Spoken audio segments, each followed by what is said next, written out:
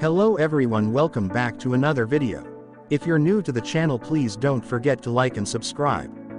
In this video, we will walk you through on how to download Vintage Story app. Open Google Chrome, search Vintage Story.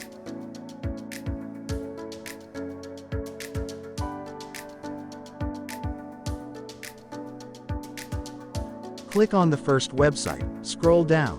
Click on Buy, which is $22.